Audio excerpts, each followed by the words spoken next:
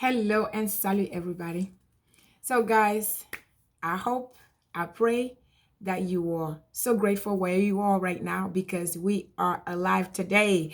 So a lot is going on with me today. The videos won't even work. Then can't adjust right, everything. So I don't even know how this is gonna come out, but and a lot going on today, a lot going on in professional, financial, every part, a lot going on. But I am so grateful because I am here with you. I am so grateful because what is more important is breath of life. What is important is salvation, eternal life. What is important is Jesus. Jesus still on the throne. I'm not preaching right now, right? But I just want to tell you that no matter what is going on, no matter the attacks left and right and everything, I am just so grateful that I'm breathing today. I get to go to church. I get to hear an amazing sermon. I get to come back home and got something to eat. I get to do my Africulture, and I get to do this with you today. So I am just so grateful. Things may not be going perfectly, but I'm so grateful. I'm so grateful for the Lord. I'm so grateful for you. I am so grateful for us right now. So however this come out, I'm not going to delete it. I'm not going to edit it. I'm going to post it as it is because I am just so proud that no matter what is going on, I still get to do this with you. And I apologize for my voice. It's almost 2 months now. I'm still going through whatever it is, but I'm pushing through. I'm not going to stay back and get silenced. I'm going to use my voice and do what it was meant to do. So here I am. We are going to talk about, so I have tried my best to just watch and just not mail so much, and mailing is, so melee. I was thinking in French, but not to get deep involved in the discussion with, Israel, the war in Israel. And I have, but, since day one, I pray for every, you know how it is. I've been praying for them. I've been praying for everything. But I try to stay out of it, right? It's out of meaning coming here and talking to you about everything everybody is saying. But I do know when I'm listening, I'm watching, everybody's giving their take. Why the war? What is going on in Gaza? What is going on in Israel? What is going on, between the two countries and the Arab and, the Muslim and the Christian? I listen to everybody's reasoning and I watch the news, and I was reading, BBC was giving their version, what is, everybody saying what they feel, what they think. Everybody knows who's to blame, who not to blame.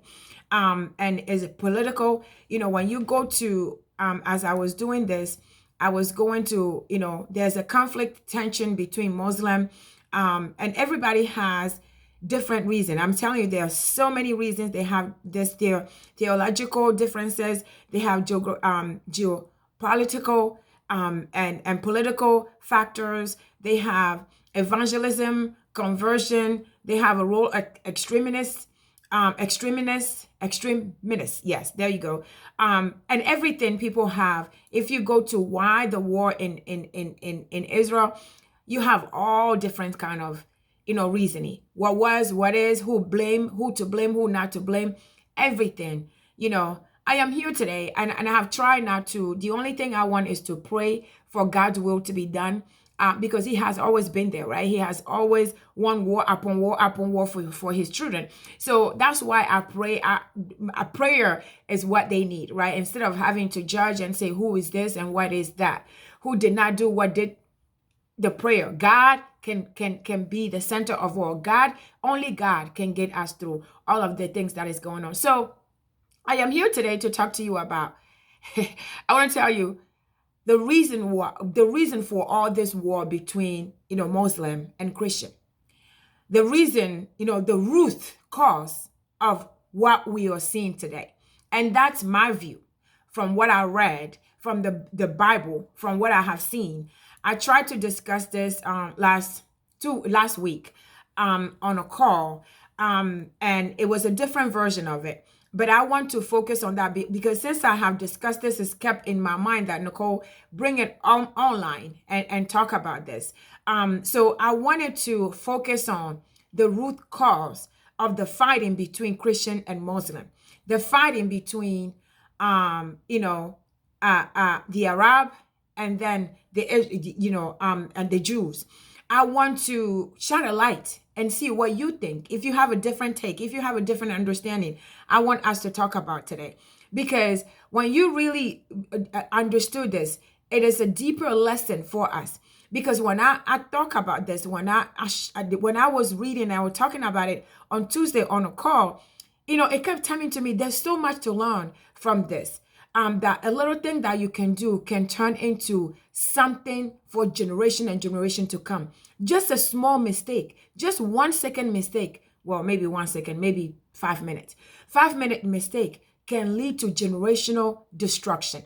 So I want us to talk about the root cause, the main reason for the war between Muslim and Christian, between Arabs and the Jews today. All right. So before I do, I know it took a while to get here, but welcome back to Chatting with Nicole. If you have not subscribed, do me a favor, subscribe right now, share this video, like, and also check out the rest of the videos. But I want to talk about, like I said, I want to talk about the root cause biblically, not what anybody and everybody's talking about. Biblically, in the Bible, the revelation that I got when I was talking about this on Tuesday last week, the revelation that I got, I want the revelation that I want to share that with you. I want to share with you the reason for the fight today. What is going on between the Arab and the Jews today? All right. So I want you to stay open-minded. This is biblical, my biblical beliefs. You may have different beliefs. So let's just be civil and let's share our beliefs. This is, conversation. I want to hear from you. I am not attacking. I'm not blaming, but I do want to share the root cause and what we can learn from this, so that we are not the reason for generational destruction to come. All right. So thank you very much for being open-minded with me. So I want us to look at, there's so many verses, but I want us to look at Genesis 15, 1 through 6. There was a moment where God promised, that's the time that God promised Abraham, he used to be Abram at that time. God promised him an heir. So if you go to verse 1, Genesis 15, okay? Because we're going back to the beginning. I'm just try to do this as quickly as I can. Genesis 15, 1 through 6. If you look at verse 1, God speaks to Abram in a vision, telling him not to be afraid, that, he promised him a shield. He promised to be his shield and his great reward, right? And 2 to 3, it said Abraham expressed concern about not having an heir. He didn't have an heir. He only have, his servant Eliezer. And he was telling God that, I'm just going to paraphrase this in my own understanding, but you can read the whole thing. He's saying that, well, I don't have an heir.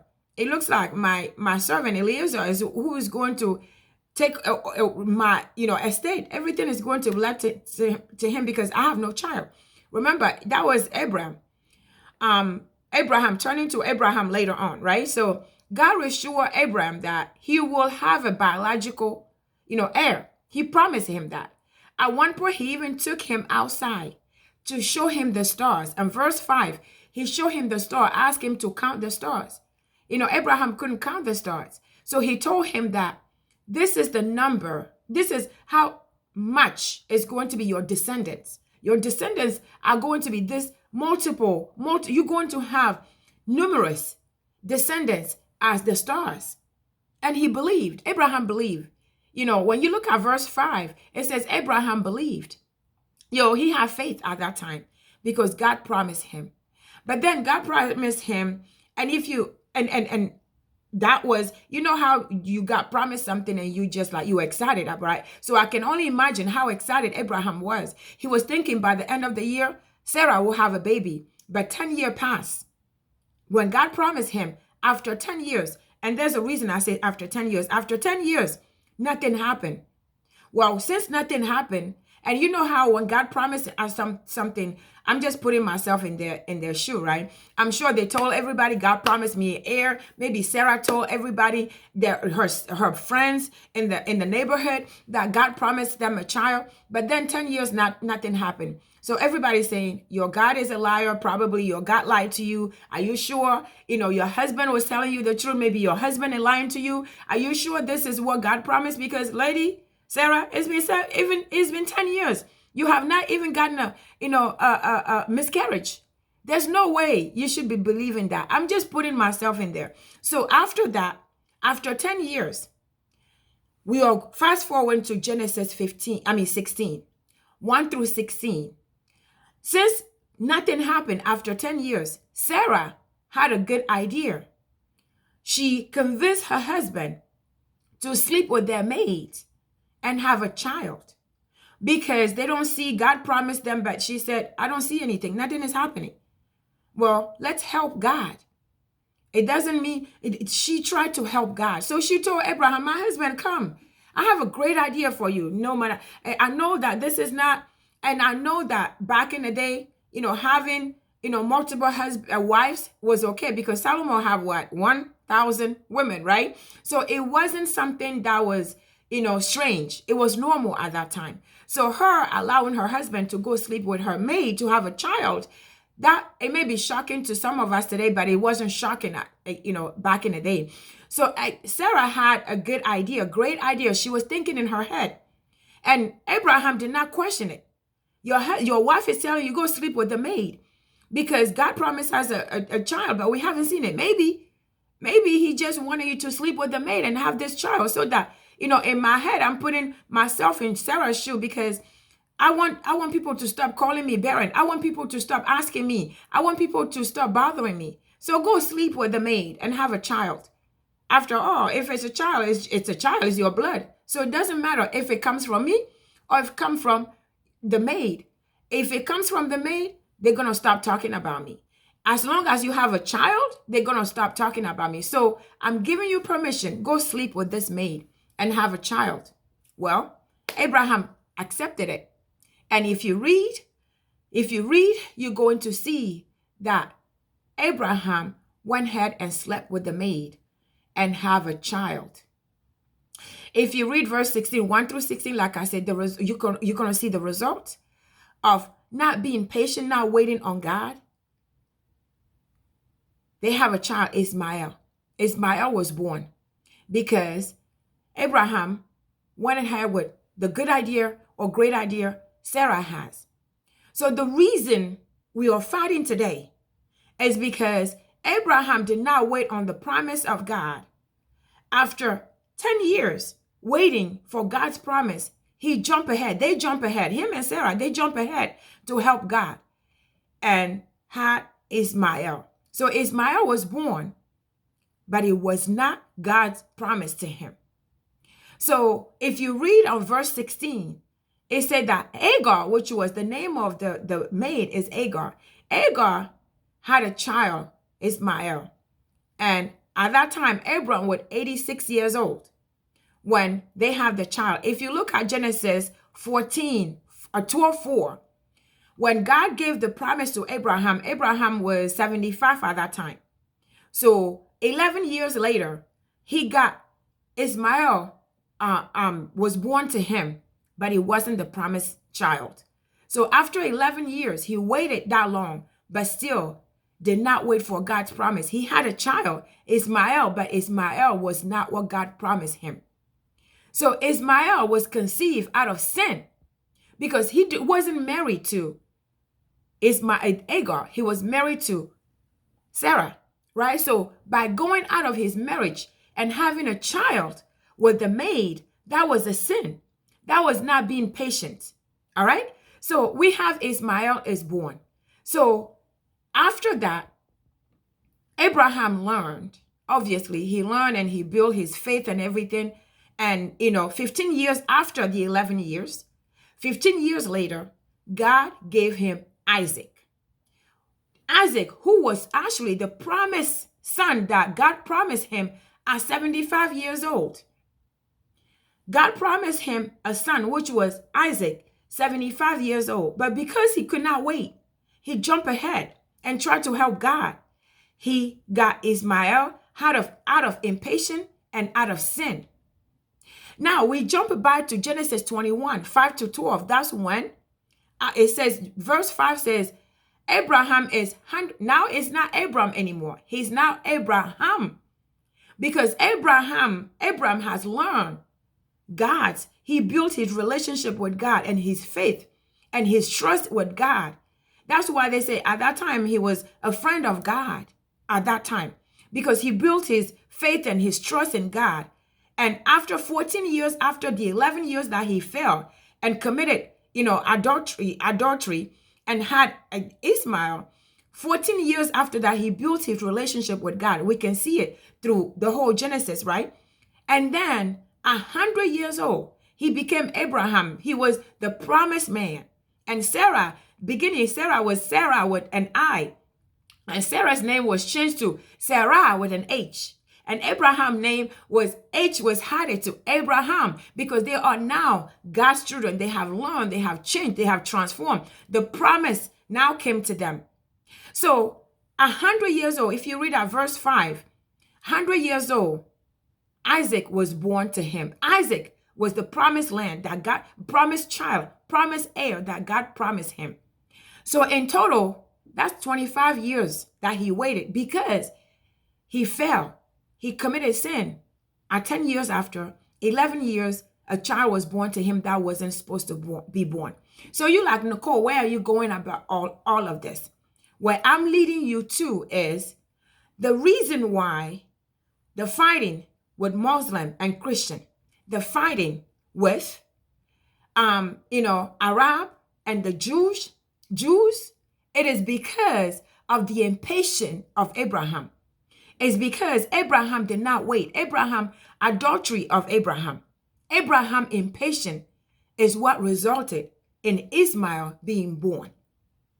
Because Ishmael, the birth of Ishmael is the birth of all the Arab people, all the Muslim today. Ishmael, descendants are the Arab and the Muslim. The descendants of Isaac are the Christians. Is that making sense? Okay. So the descendants of Isaac, who we believe as Christian, as a child of God, children of God, we believe is the descendant of Isaac is us. Isaac is the promised child of God. So Isaac is the one who's supposed to have the estate, the blessings of Abraham.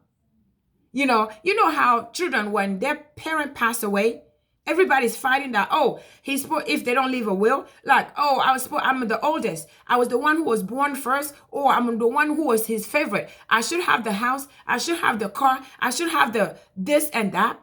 That's what is happening today. So remember, I am just giving you my understanding of the biblical version, the reason what is happening today. That is my version. That is my understanding of in the Genesis, the promises, what is going on today. So the children of Ishmael, they are Muslim. They are the Arabs. They also said, no, our father, Ishmael was the firstborn. He is the promised child, not Isaac, because Isaac was second. Because back in the day, the oldest had the right. Right? So they are saying, no, it is Ishmael. Our blessings, the promise of God through Abraham is for Ishmael. We deserve this. And the descendants of Abraham also Isaac said, no, it is us. So the root cause that we are not hearing because of because of whatever reason, the root cause biblically, the reason for the fight between the Arabs and the Jews, between the Muslim and the Christian, the main root cause is because of the adultery of Abraham. One man. The idea came from Sarah. But I'm saying one man, because back in the day, God did not blame the woman. He blamed the man of the house. That's why when Eve, got tricked by the serpent and gave the Adam to eat the fruit, the apple to eat. When God came, God did nothing. Where are you both? Where are you two? Where are you, Eve? No, God said, where are you? He looked for the responsible. He looked for the man of the house, because you are the one I gave the orders to. You are the one I told not to do this. You are the one who's responsible in the house. Where are you? You are responsible for what happened. So that's why I'm not blaming Sarah. Sarah brought the idea, but Abraham should have known better. So because Abraham listened to Sarah and did not believe in his God at that time, he was still not there. He was still not Abraham. He went ahead with whatever Sarah told him. He accepted it. He went and slept with Hagar, the maid. That's the reason of the war between Christians and Muslim today. That's the reason for the war, the hate between the Arab and the Jews today. The fornication. I say fornication, it's adultery. It's not fornication, it's adultery. Let's get it straight, because we do have adultery and we have fornication. There are two topics. We discussed that, and I'm going to come back and discuss that. But because of Abraham impatient, because most of the time we try to help God. God gave us promises. Because we waited for so long, we try to help him. We try to cheat. We try to steal. We try to kill. We try to step on other people to help God, because God promised us something. Most of the time we can lie and cheat and steal on a mortgage application or job application, because God promised us a house or God promised us a job. Sometimes, we went ahead and sleep with the boss, even pastors sometimes, just to have a promotion, to get ahead, because God promised us a job. Sometimes we went ahead and go and get injections to get a baby on our own without getting married, because God promised us a child. Sometimes we try to get a child through, fornication, which is sleeping with a man who is not your husband, to have a child, because God promised us a child. We do things because God promised us. Because God promised us something. So when he promised us, it's not happening. Instead of staying on our knees and praying and waiting for him and trusting and having faith and having confidence and assurance and staying in your sanctification and just waiting on him and praying and waiting for his time, we jump ahead and try to help him. So what Abraham did, if you read the verses, God said, no, you don't get it. I don't need your help. I did not ask you to go sleep with the maid. I just told you I'll give you an heir. I did not ask you to help me. But he went ahead and did this. So this is what he did, and he learned from it. He went back and corrected himself. Now he put his faith back in God. Now he continued to build his faith with God. That's why today we can call Abraham the father of faith. But Abraham did not just automatically have faith. He has to build it. He built his faith. He failed 11 years. He failed 11 years. He wasted that because he didn't have faith. He didn't believe in God. But after that, he learned. And God forgave him and still gave him the promised heir, Isaac, that he promised him. So I'm saying all of this to say that because the main reason, the real reason, the root cause of the reason we are seeing millions and millions and millions of people, lives and homes, and I don't even care about homes. It's just the people lives that I more care about, because homes, a physical thing, is perishable. They can pass away. It's lives that I care about. You know what I mean? Millions and millions of innocent lives that have been, shedding, the blood that have been shedding for generation and generation and generation is because of one man impatient. One man decided to commit adultery. One man decided to help God. One man is the reason why we are going through all of this today. That is Abraham. So I want us to learn. We need to learn from this situation here. This is very important, and it is spiritual. You know, some of you, unless you really know the word, and unless you really understand what the verse has told us, unless you got into it, you are not going to get it. You are not. Oh, Nicole, that's not. It is the reality. This is the biblical truth. This is the biblical truth. This is what happened. Everybody from the Arab, the Muslim, they are coming from Ishmael. And as the Jews are coming from Isaac, and they are fighting because Ishmael was the firstborn, Isaac was the secondborn. So the fight is, we are the descendant of Abraham. We deserve. You know, Ishmael was supposed to be the promised child. And the Jews said, no, it should be Isaac, because Isaac is the one God promised. My father, our father, Abraham, Isaac, because Abraham refused to wait. That's what our learning, our teaching here is. We need to know the true root cause of the war today. We also need to know what I also want us to learn from this story, this devastated story is, first, we have to wait for God's timing. When God promised us something, no matter what our wife said, no matter what your husband, your wife, because the devil will use the person who is closest to you, the person you trust most in your life. The devil will use them to derail God's plan in your life. The devil will use them to derail, to change, to make you question God, to make you pollute your faith in God. They'll pollute your faith in God. The devil will pollute your faith in God. They will try to ask you, are you sure? This doesn't make sense. You went to school, you were educated. Why would you believe this? How long has it been again? And you believe in this? There's no way.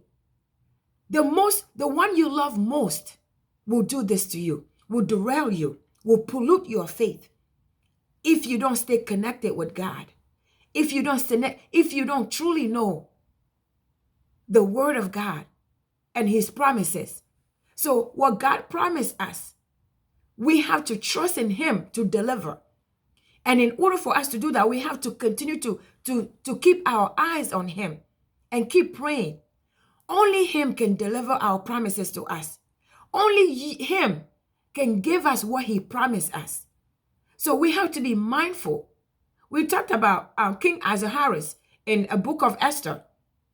You know, and I was saying how we can stay truth and then know the truth. So that's one. So we have to wait on God. The lessons we're going to learn today, the first, wait on God. Wait on God's timing and his promise. It's not easy. It is not easy. I am here waiting on promises. It is not easy, but I know he delivers. I know no matter how old I get, no matter how long it takes, no matter how devastated, I know he will deliver one way or the other, as long as I don't turn my back, as long as I don't take my eyes off of him. You know how, Peter was going to Jesus, walking on water, and then as soon as he took his eyes off, started fearing, he started sinking. As long as I don't keep my eyes. So we have to keep our eyes on God and wait of his perfect timing, because he always delivers on his perfect timing. But when we rush, we try to help him through cheating, through lying, through stealing, through committing murder and doing sins. We are only prolonging our timing. You know how the 11 years journey turned into 40 years for those he delivered in the wilderness, or his children he delivered. 11-year journey turned into 40 years because they complain and murmur and commit sin and create idols and do or refuse to listen, refuse to just focus and then believe and wait on God and let God do what he does best. So I just want us, that's the first thing we need to learn. We have to wait on God. And second thing, we have to realize that every sin that we committed in this world, yes, God will forgive us, but there are consequences. Especially back, every sin that we commit, there are consequences. Yes, God will forgive us, but there are consequences. The consequences of sin, we can use David. For example, David killing for a woman have caused a lot of consequences through his children, even through Solomon. Solomon, who was the most wisdom man who ever lived and will ever lived, he fell because of the sins of David, his father. So even though God forgave him, even giving him Solomon through that same woman that he killed for, his sin that he committed fall on his children and in his children, because there are always consequences out of our sins. Now, we are talking about Abraham. Abraham, when he committed this adultery and went and slept and was not patient with God, did not wait on God and listen to Sarah versus God. He listened to Sarah. He followed Sarah's direction instead of waiting on God, instead of going to God and say, Lord, Sarah just told me this idea. Is she all right? Is that what you want me to do? No, we didn't hear that in the Bible. It didn't say that he went and asked God, because they told us details, right? He didn't say, oh, Lord, you gave me this plan. It's been 10 years we've been waiting. So Sarah got this great idea. Is that your idea? Lord, do you want me to sleep with this maid? Is this your plan for me? No, Abraham didn't do that. He just like, oh, great idea. He went and slept with her and have Ishmael. And so it is like God forgave him. God said, when God told, no, that's not what I asked you to do. That's not my plan. You did not get it. All I want from you is your obedience. All I want from you is for you to wait on me. All I want for you to have faith in me and know that I know what I'm talking about. I'm the one who gives. I'm the one who takes. I'm the one who gives you the promise. Wait on me. Nobody else. Not even your wife, Sarah. I'm the one who gives the babies. I'm the one who gives life. I want you to wait on me. So after he done that, and they have to, send, if you read verse, verse 12, you can see from 6, Genesis 21, 5 to 12, you can see they have to send Ishmael out, because God, God's blessings and, sin, holiness and sin cannot exist. The sins that he committed with Hagar, with Ishmael, with the promised child cannot live in the same house. They cannot coexist. God bless God's and evil cannot, bad things and good things cannot coexist. So that's why now you have the promised child. Ishmael has to leave because they cannot live in the same, household. They cannot live. Evil and good cannot coexist. We're going to come back and talk about that. Evil and good cannot coexist. What you did wrong, what you did out of sin, and what God gave you cannot coexist. That's why we say you cannot be lukewarm. You have to choose one or the other. So Ishmael has to be sent away. So that Isaac can exist in the God's plan that he planted. So that is what caused, this is the reason. So we are saying, I'm saying this, sins have consequences. Because of his impatience and his adultery, it is a sin. Even though he was forgiven, the consequences are what we are going through today. The consequences of Abraham adultery and impatience is what is causing millions and millions and millions and millions of babies and innocents have been killed and dead, and the shedding of blood today in our generation. So I just want us to be mindful. Let's hold on to God's promises. Let's wait on God and not be the reason for generation and generation of bloodshed. Because whatever we are doing, the sins that we are committing today, even after God forgiving us, there are consequences. So today, I just want to start this. I think I'm going to come back and finish up, because I don't want this to go any longer than it is. So I just want us today to think about it. Think about it. I want to hear from you. If you have a different thought, if you see it differently, I truly want to hear from you. But I want us to learn this thing. We need to learn to wait on God. We need to know that our sins, the wrong that we are committing, there are consequences. And we don't want to be the reason for generation of bloodshed. We don't want to be the reason for generations of bloodshed in our life, in our children and children life, for us to be talking about today. So I am going to leave it here, and I'm going to come back. The second part of this, I'm going to talk about the positive part of this. I'm going to come back and talk about it. Hopefully, I can get through another 40 minutes. I can come back and there are two parts. I'm going to come back and address the second part. That's the positive part of Abraham. I'm going to discuss that. But right now, I want to hear back from you. I want us to learn that there are consequences. And when we commit sin, there are consequences, and we don't want to end up being the reason for these kind of devastation in our life just because of 5 minutes. 5 minutes of adultery, 5 minutes of sleeping with somebody and doing something and shooting somebody, stealing and doing our sins. 5 minutes of something that we do, sin, can turn into generations of devastation. We have to learn and wait on God. So this is my belief, my understanding of the reason for the war between Christian and Muslim, and between Arab and the Jews. And I want to hear back from you.